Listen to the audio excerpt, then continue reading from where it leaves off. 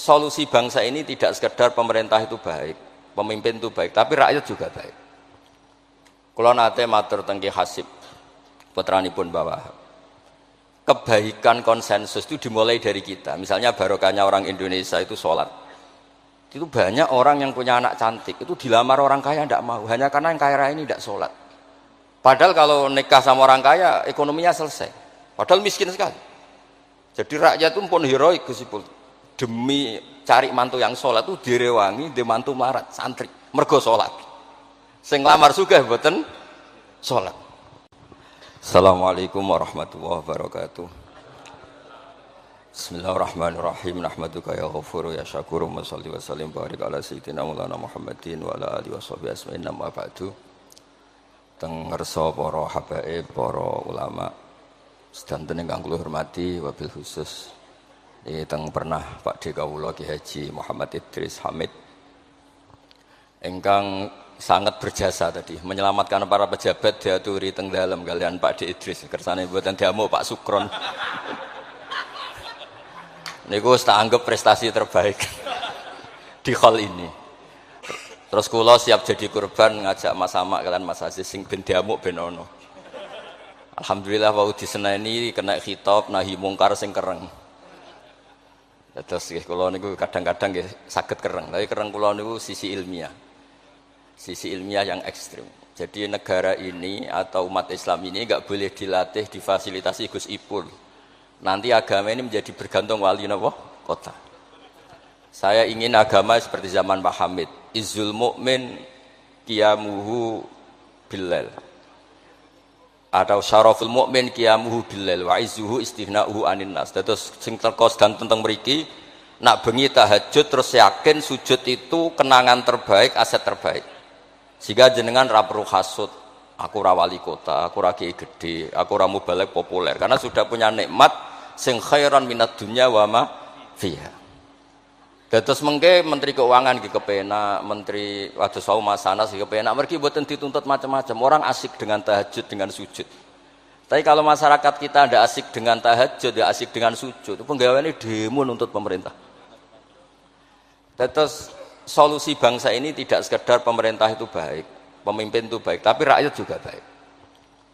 Kula nate matur teng Ki Hasib putranipun Mbah Wahab. Kebaikan konsensus itu dimulai dari kita. Misalnya barokahnya orang Indonesia itu sholat. Itu banyak orang yang punya anak cantik, itu dilamar orang kaya tidak mau, hanya karena yang kaya raya ini tidak sholat. Padahal kalau nikah sama orang kaya, ekonominya selesai. Padahal miskin sekali. Jadi rakyat itu pun heroik Gusipul. Demi cari mantu yang sholat itu direwangi, di mantu marat, santri. Mergo sholat. Sing lamar sugih mboten sholat. Nah kalau rakyat sudah punya konsensus gitu, mereka tidak akan milih pemimpin yang terkenal tidak sholat, apapun baiknya sosialnya. Sehingga tolok ukur kebenaran ini menjadi tolok ukur politik juga. Kan nggak mungkin masyarakat yang sholat terus nganggap pemimpin yang baik itu yang tidak sholat. Masyarakat kita anti zina, anti prostitusi, karena itu fahisyah. Sehingga juga tidak milih pemimpin yang punya perilaku seperti itu. Masyarakat kita humanis, menghormati hak-hak orang lain, hak buruh, juga tidak akan milih pemimpin yang jahat, yang sadis, yang macam-macam. Nah nilai bersama ini yang coba kita bangun. Tahu dawuh Pak Sukron bikin sakofa Islamiyah. Sehingga ini dimulai dari kita. Kemudian barokahnya ilmu, kalau kita sudah senang sujud, saya punya banyak hadis diantara dijelaskan setan itu paling menangis kalau melihat orang mukmin sujud. Kata setan itu, gara-gara sujud saya dikeluarkan dari surga karena menolak sujud tadi. Kula niku Mbak Idris nate teng beberapa daerah yang luar biasa susahnya. Niku barokah boten bergantung wali kota Pak Ibu. Kula dadi kiai gede paling nyesal itu satu. Kiai-kiai kecil itu di daerah-daerah tertinggal itu mendirikan masjid. Kiai nak pun gede kados kula diundang ning masjid disangoni kas masjid. Wong niku nyesal kula teng Pangeran Montek Amen. Sing kiai cilik melarat muassisul masjid, banil masjid, sing kadang kiai gede kados kula disangoni dhuwit kotak masjid. Lha sing kiai cilik iku gawe masjid, sing kiai gede entuk kok masjid. Itu barokahnya ilmu, saya bisa istighfar. Kalau saya tidak punya ilmu seperti itu, tidak punya ilmu warok seperti itu, mungkin bangga. Untuk sanggup kok kotak masjid niku bangga. Jadi saya mohon dah. dilatih. Keilmuan itu dilatih. Sehingga barokahnya itu juga nura yamsi bihi finnas. Allah tidak ngendikan nura yamsi fil madaris wala fil muassasah wala fil masajid, tapi yamsi bihi finnas. Teman-teman kita yang di Taiwan, di Amerika, di Eropa itu di Indonesia dilatih sujud, dan sujud itu jadi kebutuhan. Mereka mahasiswa, mereka pekerja, mereka pejabat. Kepikiran kalau di Korea ada masjid, di Amerika ada masjid, di Eropa bikin masjid, bikin komunitas pendidikan. Itu kalau dari awal dilatih mendapat, tidak akan jadi. Karena dilatih nunggu tapi barokahnya mereka dari pikirannya sendiri, nura yamsi bihi finnas. Teman-teman pekerja itu urunan terus bikin apa? Masjid, bikin pendidikan. Ya, terus target kula, target saya itu kepengen tiang Islam itu punya nura yamsi bihi finnas. Mereka tersiksa kalau di komunitasnya itu tidak ada tempat sujud. Jangan dilatih, kalau menurut saya, jangan dilatih dengan kebesaran-kebesaran itu. Monggo lah kita menikmati tadi ada istilah wali masyhur, ulama terkenal. Itu buat orang Islam supaya dapat pahala. Piro-piro ngidolakno wali, mboten ngidolakno penyanyi dangdut ngoten mawon. Tapi secara hitung-hitungan keilmuan, saya ulang lagi, hitung-hitungan apa? Keilmuan kita ngitung. Kalau semua orang Islam afrodul muslimin gadah semangat bikin sujud, akhirnya pertama ada tempat sujud di Korea itu yang bikin anak-anak TKI. Di Taiwan, di beberapa negara Eropa, bahkan di Amerika pertama yang bawa Islam itu kebanyakan juga orang imigran, punya kebutuhan sujud, bikin masjid. Padahal zaman itu belum mungkin, secara hukum negara Amerika masih imigran gelap. Lama-lama jadi orang terpelajar, lama-lama bahkan jadi yang senator macam-macam. Itu dimulai dari nura yamsi bihi finnas, bukan dimulai dari kebesaran. Lalu kalau sajane nggih radi susah, jadi kiai gede nggih susah. Susah wau, takut saya tidak punya kecakapan lagi bina sing nura yamsi bihi napa finnas. Nggih bapak kula niku akrab sangat kalian Mbah Hamid, karena Mbah Hamid sepupu mbah saya itu. Di antara dawuh yang diingat-ingat itu, nur aku soleh-solehku dhewe kok terus wong sering ngekeki dhuwit. Maksudnya saya soleh-solehnya sendiri untuk taqarrub ila Allah, kok orang ngasih fasilitas napa duniawi. Makanya terus beliau sakhok sekali, karena itu menghilangkan hisab. Jadi itu satu-satunya cara untuk menghilangkan apa? Hisab. Kan kita soleh itu inginnya dapat pahala di akhirat, tapi di Indonesia itu baik, orang soleh pun dapat fasilitas duniawi, menjual kesolehan itu gampangnya masya Allah, sehingga yang nggak soleh pun pura-pura soleh. Dan itu akhirnya nyuwun sewu jadi materi. Dulu kita nyari ilmu ikhlas, makanya kata Mbah Mun itu jadi santri lebih ikhlas dibanding kiai. Kok saged ya? Kowe nak dadi santri kok kiai sapa mbok cucup, tapi nek dadi kiai koyo saingan. Karena kayak rival gitu. Jadi ini kalau rileks mawon. Terus yang terakhir ini kalau mboten lami-lami, kalau cerita tentang iltizatan aklian. Dari sekian hitung-hitungan, kalau sering jagongan kalian Mas Sama, Mas Aziz. Dari sekian hitung-hitungan itu yang bisa mengawal Islam ila yaumil qiyamah itu adalah logika, iltizatan aklian kalau kata kitab Fathul Bari. Karena kalau hukum wujubul akli, kalau kita zaman ngaji itu ada wajib akli. Itu ketika kita kecewa itu tetap. Misalnya saya didik Mas Aziz dengan gaya sosial. Sekali ada orang yang lebih sosial, saya ditinggalkan. Saya didik masyarakat, sekali beda pilihan pilpres, saya juga ditinggalkan. Karena ini urusan sosial. Tapi kalau dididik iltizatan aklian, ini kata kitab Fathul Bari, orang itu tidak bisa mengelak. Karena cocok tidak cocok, logika itu tidak terbantahkan. Ya tadi saya kemarin ngaji di sini juga cerita, kenapa ada syahidallah annahu la ilaha illallah satu wal malaikatu wa ulul ilmi qaiman bil qist. Kesaksian itu hanya ada tiga. Satu, kesaksiannya Allah, tentu gak tertandingi. Kedua, kesaksian malaikat karena melihat langsung surga dan neraka. Ketiga, kesaksian ahlul ilmi. Berarti dari unsur makhluk itu nomor satu itu ahlul ilm, ulul ilm. Imam Amudi ketika ditanya, kenapa kamu bisa yakin kalau Allah itu ada? Ya jawabannya gampang, hadhil makhluqat maujudah. Ini makhluk ini maujud semua. Bagaimana maujudat khalaqahal adam? Bagaimana sesuatu yang maujudat kemudian penciptanya adalah nihilisme, sesuatu yang tidak ada. Sehingga Jubair bin Mut'im ini pemikir Arab top.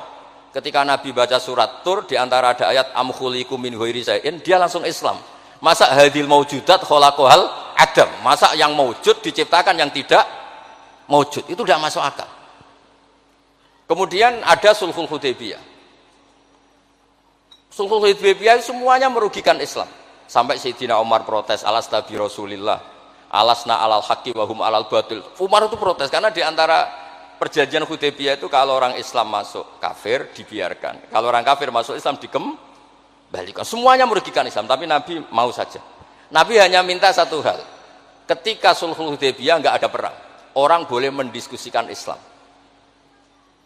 Sama siapa teks yang dikatakan Imam Zuhri, fama futiha fil islami fathun kana a'zuma minhu, innama kanal kital haisul takon nas, falamma kanatil hudnah wa wadu'atil harbu auzaruha wa amana nas ba'duhum ba'du fatafawadu fil hadis wal munazaah falam yukallam ahadun bil islam yaqilu syai'an illa dakhulafi.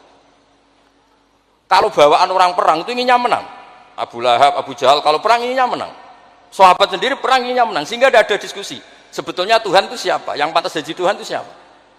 Tapi ketika Nabi minta, oke, kita tidak perang 10 tahun, oke, semua perjanjian saya rugi gak apa-apa, tapi orang boleh diskusi Islam. Akhirnya dibanding-bandingkan, Abu Jahal dan Muhammad itu bener di, ya bener Muhammad, Abu Jahal biasa bodoh nih, Muhammad mulai cilik ora tahu bodoh nih, kita titip uang juga di Muhammad, berarti sudah gagal Abu Jahal jadi pemimpin, yang dipemimpinkan Muhammad. Mereka zaman itu masih jangkar, masih nama Muhammad. Terus berhala Namrud, Fir'aun, yang jadi Tuhan itu pantasnya siapa? Kalau yang dipromosikan Muhammad, yang jadi Tuhan ya yang khalaqas samawati wal arda. Terus Nabi Muhammad juga menantang, ara'aitum ma tad'una min dunil aruni madza khalaqu minal ardi am lahum syirkun fis samawat. Ada kualifikasi jadi Tuhan, syaratnya apa? Dia pencipta langit, pencipta bumi, dia pencipta air, dia ini itu. Abu Jahal ndak, berhala-berhala ndak, Lata Uzza ndak. Akhirnya semuanya masuk Islam. Gara-gara barokahnya apa? Diskusi. Makanya di Quran sering ada kul aro'aitum. Dan Allah mempersilahkan di diskusi itu. Makanya kata Imam Zuhri, falam apa itu tadi? Fatafawadu fil hadis wal munazah. Mereka debat terbuka. Nah sekarang itu orang harus ngaji seperti ini. Nah kalau iltidatan aklian tadi yang disebut kitab Fathul Bari, jenengan ngaji saya wajibul akli. Setelah itu jenengan kecewa dengan saya. Entah urusan politik, entah urusan ekonomi. Sampai tidak bisa membuang logika Anda itu tidak bisa. Sampai bisa enggak jadi orang komunis, ateisme, nihilisme. Terus berpendapat gini, hadhil maujudat sabaqohal adam wa khalaqohal adam. Ini yang maujudat langit bumi penciptanya adalah ketiadaan. Fakih fayakunul adam yu'athir wa yakhluq. Bagaimana sesuatu yang tidak ada kemudian bisa menciptakan. Jadi akhirnya paham nihilisme ini hilang. Barokahnya ya kayak Indonesia itu. Kadang di tonggo kiai ini wis kereng, rapati sosial, ya tetap Islam. Mergo iso kecewa kiai tapi wong ora iso kecewa mbek napa? Islam. Beda pilpres, beda pilgub, dia tetap Islam. Bahkan orang nyun sewu yang masih suka mabuk, suka main perempuan, itu tidak pindah agama yang nyun sewu yang tidak melarang itu, tetap Islam. Karena logika yang dibangun Islam itu logika sing ma'ruf, logika sing makul, sehingga apapun kecewanya orang Islam. Nah ini pesannya Imam Ibnu Hajar al-Asqalani yang nyarai Bukhari, orang Islam itu harus didorong berlatih terus dengan kekuatan iltizatan aklian. Dia punya kenyamanan berpikir. Karena agama ini liqaumi ya'qilun, liqaumi yatafakkar. Makanya dulu Nabi itu urusan sosial pun tuh Nabi kalau ngendikan itu mesti dilogika. Misalnya begini, ini yang urusan tauhid sudah sering saya jelaskan. Sebelum urusan sosial saya cerita Imam Tauhid. Saya berkali-kali cerita, Imam Amudi itu keramatnya itu karena guru matematika. Saya berkali-kali cerita. Terus kata Allah, silahkan ngajar malaikat saya tentang matematika. Itu malaikat diajarkan. Kenapa saya percaya Allah itu wajibul wujud? Beliau nulis, angka 2, 3 sampai 1 miliar itu nisbatnya ke angka 1 itu nisbatul far'i ilal asl. Semuanya itu dinisbatkan ke angka 1, yang 1 itu dasar, yang lainnya itu far. Bu angka 1 miliar ya dimulai dari 1, 2, 3 dari 1. Berarti al aslu adalah Allahus somad kul huwallahu ahad. Gambar kayak apa ruwetnya juga dimulai dari 1 titik. Lah titik ini nuqtatul wujud, maka sirnya bismillah dimulai dari 1 titik. Nah kalau umat ini dilatih begitu, itu mbok kecewa kayak apa tetap Islam. Tapi kalau dilatih, penak dadi kiai. Sering diundang ning wali kota disangoni. Ono kiai sing ra disangoni terus rapati Islam.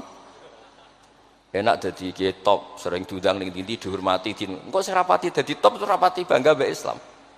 Tapi kalau dilatih iltizazan aklian, apapun kondisinya, mereka akan nikmati ilmunya sendiri, nikmati akalnya apa? Sendiri. Ada beberapa kasus sosial yang gagal, tapi Nabi bisa mendidik dengan teori iltidatan aqliyan.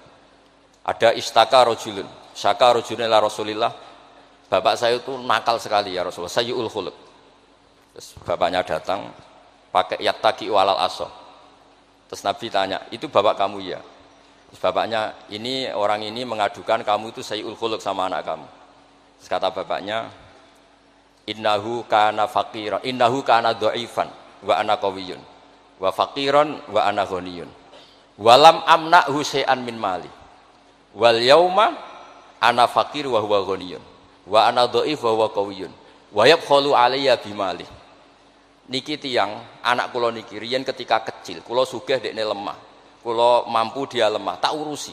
Sakniki kula lemah dekne kuat mboten ngurusi kula. Terus Nabi ngendikan masame abihada min madarin wala hajarin illa baka. Semua makhluk itu menangis karena keluhan bapak kamu ini. Terus Nabi ngendikan anta wa maluka li abika.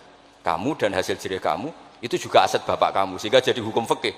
Kalau al-qatil itu walid tidak bisa dikisos. Bahkan hibatul walid ya waladi boleh dirujuk. Pokoknya selalu orang tua punya hukum apa? Khusus.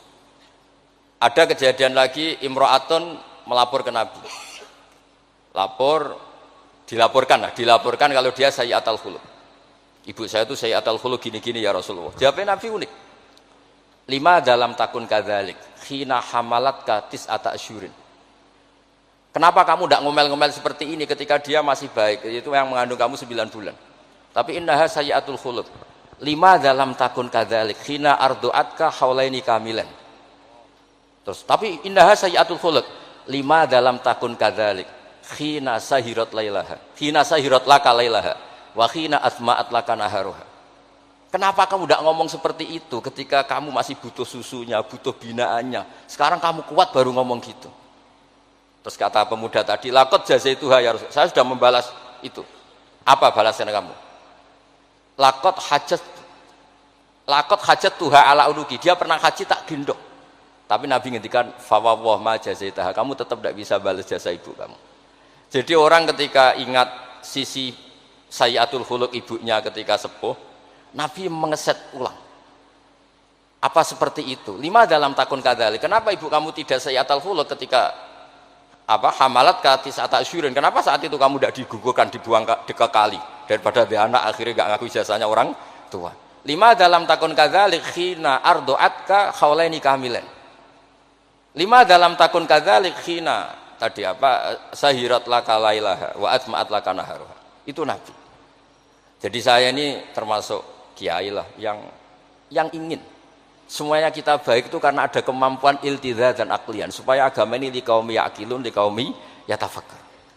Kalau agama ini dijual dengan isu-isu sosial, itu bahayanya itu orang-orang kecewa. Loh, saya itu akrab sama Gus Ipul, belum pernah main ke wali kota, bukan sok-sokan zuhud. Mau nak disangoni, terus suatu saat rah disangoni sedarani medit. Terus kurang suguhannya tersinggung, terus ribet-ribet. Pokoknya agama kalau dijual sosial itu ribet. Karena terus tuntutannya itu mukafaah. Makanya Nabi itu dulu pinter sekali kalau misalnya masalah zina. Ada pemuda itu hiperseks, nggak bisa Islam karena kalau Islam itu melarang zina. Akhirnya geger istadzana fi zina. Saya mau masuk Islam tapi boleh zina. Geger kan sahabat menghalau supaya gak sowan Nabi. Ketika geger-geger Nabi tahu itu ada apa? Ada pemuda mau masuk Islam tapi yastazinu fi zina, dia harus boleh zina. Kata Nabi, "Mah, suruh sini." Betul kamu pemuda yang mau masuk Islam kalau tetap boleh zina? Ya Rasulullah, saya ini hiperseks, saya ini. Kata Nabi ngendikan pertama itu, "Atuhibbuhu li ummik." Kamu suka anak ibu kamu jadi demenan orang? Ya tidak suka ya Rasulullah. Atuhibbuhu li bintik. Kamu suka punya putri yang jadi demenannya orang? Ya tidak suka Nabi. Terus atuhibbuhu li kholatik, atuhibbuhu li ammatik. Terus dia selalu jawab, walan nasuhibbuna. Semua orang tidak suka kalau ibunya begini, putrinya begini, gini. Terus kata pemuda tadi, demi Allah, saya belum keluar dari majelis Rasulullah, tidak ada sesuatu yang abghadha syai'in ilayya minaz zina. Tidak ada sesuatu yang paling saya benci kayak zina, karena diset. Ya sama seperti kita mungkin yang jadi kiai-kiai gede itu, dalile al yadul ulya khairul minal sufla, tapi prestasi dadi kiai entuk ora tau memberi. Ya sama seperti yang zaman Pak Sukron Makmun. Dulu kiai-kiai dulu itu berjasa. Sekarang kita itu makan apa? Jasa. Jadi ini Ya tadi karena saya ingat betul di antara wasiatnya Mbah Hamid itu masih sepupunya mbah saya itu ke bapak saya ke aku itu soleh-solehku dhewe tak golek ridane pangeran tapi mbek wong dihormati koyo ngene. Kadang kan beliau itu sembunyi karena dengar mau ada orang ngasih uang. Itu yang diceritakan abahnya Mas Arwani Pak Taifur. Mbah Hamid itu sembunyi ditanya sama Balik kok sembunyi kayak ngopo. Iku ana wong ngenteni aku pengen ngekeki dhuwit. Lah niku kiai-kiai jarang wani crita niku mergo ketoke kok piye. Ndelik ambek wong sing ape ngekeki dhuwit. Mulane kula nek ana wong medhit iku seneng. Kula niku dadi kiai sing salam tempel iki kathah. 100.000 ya njaluk swarga, 1 juta ya njaluk swarga. Nek Gus Ipul 5 juta njuk dadi presiden wah malah larang meneh. Mergo logika kula logika sederhana. Nek ana wali santri kok lomo ya tak dhuwit tak nggo apa lah. Riyen Mbah Hamid nek dikeki dhuwit wong macam-macam niku wonten sing tangklet. Itu kan dhuwit yang macam-macam Mbah Hamid. Engko ora ana gunane, ya terus dikasihkan fakir miskin. Nah ana wali santri medhit kula nggih seneng. Ngringakno hisab. Ya ora pesen swarga. Lah itu ilmu namanya. Disenengi wong ya enak, dimedhiti wong ya enak. Mergo 100.000 njaluk swarga atuk sira salam templek gak nuntut apa-apa kan. Saya itu pengagum Imam Syafi'i ya karena ilmiah. Imam Syafi'i itu ditanya orang. Tadi orang yang cium tangan Anda, yang hormat Anda di luar tuh ngomel-ngomel ngerasanin Anda. Jawab Imam Syafi'i lucu. Berarti saya wibawa. Buktinya depan saya tidak berani. Dianggap enteng mau, berarti saya wibawa. Buktinya di depan saya tidak berani. Ada orang lagi, itu separuh kampung itu tidak suka kamu. Jawab Imam Syafi'i enak, malah enak ra utang. Mergo nak seneng ku macam-macam kan. Man ahsana ilaika faqad qayyadaka, wa man asa ilaika faqad atlaqaka. Orang yang baik dengan kamu itu ngikat kamu. Tapi kalau orang yang jelek sama kamu, atlaqaka, membebaskan kamu. Kamu naik Alphard enggak perlu monggo nak badhe derek, ora cocok, lewat saja kan. Jadi itu Imam Syafi'i. Jadi dunia itu dianggap enteng saja. Ada seorang Habib alim alama diceritain orang. Dulu saya kaya tuh teman-teman main ke sini, tapi setelah saya jadi kuli pasar gak ada yang main ke sini. Dikandani sama Habib itu, malah bagus toh. Nak kancamu sing sugih tetep nilai kue, malah nonton kue pas dadi pangkul guru pasar. Malah kue isin juga delok-delokan. Jadi monggo sing duwe melarat koncone do mirip malah alhamdulillah. Anak sering dolan malah sampean isin perkara juga delok-delok. Itu ulama dulu. Jadi fenomena sosial itu diamati enteng saja. Makanya kalau sering ngajari, nak bojomu ngamuk sing syukur. Lah kok saged syukur? Malah ra njaluk blonjo. Nak lagi harmonis malah ngajak ning mall balang malah mahal. Jadi apa ya? Saya itu ingin keilmuan ulama dulu itu ya kayak hikam. Hikam itu udah ada yang enggak baik. Enteng saja. Mata a'taka asyadaka birrah wa mata mana'aka asyadaka qahrah. Kalau Allah sedang memberi kamu, anggap saja Allah ingin memperlihatkan kalau dia itu al-barur rahim, zat yang baik. Wa mata mana'aka asyadaka qahrah. Kalau Allah tidak mengasih keinginan kamu untuk menunjukkan kalau Allah itu al-qahar, al-jabbar, zat yang enggak bisa diintervensi. Sama di pangeran dirayu sepuhe gelem kan sawangane murahan. Ya sekali-kali egois, gak dituruti. Makanya wa mata mana'aka asyadaka qahrah. Jadi enak saja, pasti kasih Allah, ya Allah itu.